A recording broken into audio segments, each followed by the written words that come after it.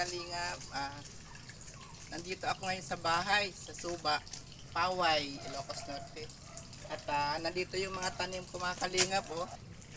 Bougainvillea. Yan ang favorite color ko. Yan. Fuchsia, may white, may orange.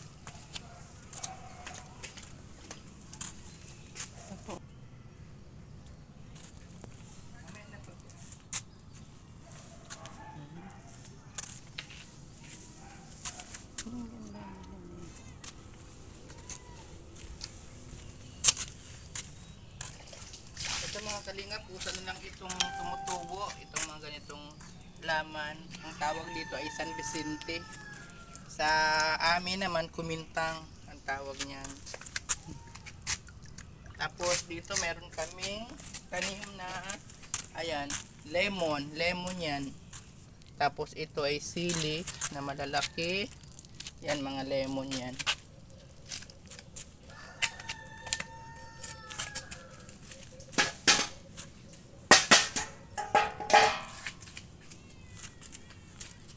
Ayun, magdidilig tayo dito kasi sobrang init dito mga kalingap. Hindi na ulan, hindi kagaya sa Dait. Sa Dait araw-araw umulan dito sa Ilocos. Hindi, matagal na.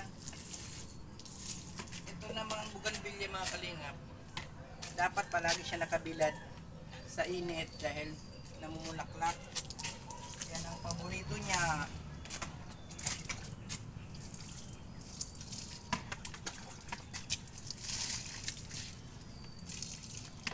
Kaya pag nandito tayo sa Ilocos ay palaging busy ang trabaho natin dito, naghahalaman, tapos nagawa tayo ng mga bulaklak.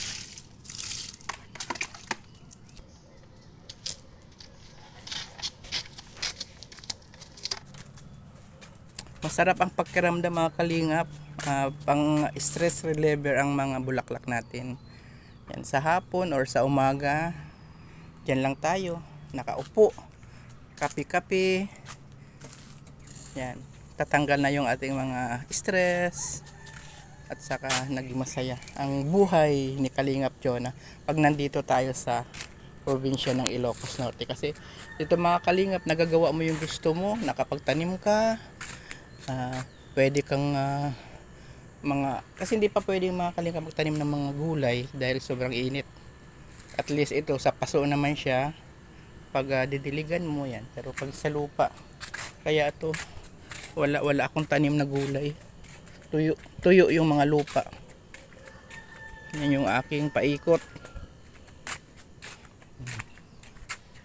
Yung aking kulungan ng baboy, bumagsak yung bubong niya dahil nung bumagyo talaga sobra ang hangin dito kasi galing dun sa Paway Lake. Ayan, Paway Lake yung mga kalingap, ilog. Siyempre ang hangin talaga dito nakasentro sa amin. Ayan, tanggal, tapos hindi masyadong mabubuhay ang mga tanim.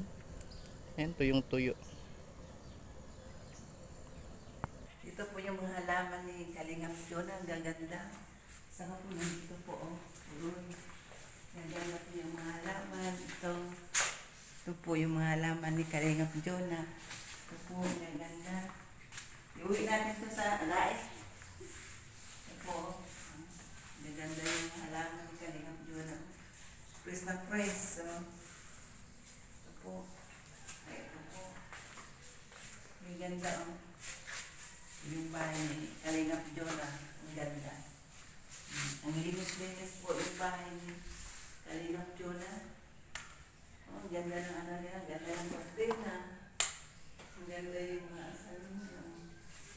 Ang ganda po yung bahay ni Kalingap Jonah. Mga kalingap. Punta po kayo dito sa Ilocos. Kung gusto mong pumunta dito, dito na lang po kayo mag-stay kay Kalingap Jonah.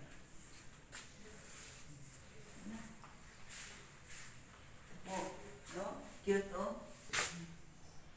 Ito po yung ginagawa ni Kalingap Jonah, ang mga beads. Mga ganda po.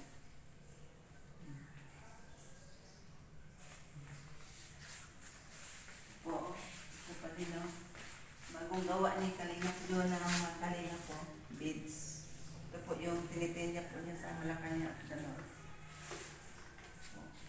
Ito yung mga tanim ko at ito yung waling-waling mga kalingap. Ito pag namumulaklak, ito napakabango, lalo na sa gabi.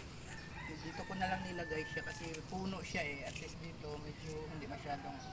Kaya salamat sa inyong lahat. Paki-subscribe naman si Kuya Bal Santos Matubang, Ate na Vlogs, Kalingap Rab, at saka sa yung lingkod ni Kalingap Ga at Kalingap Chona. Thank you so much. Bye-bye guys.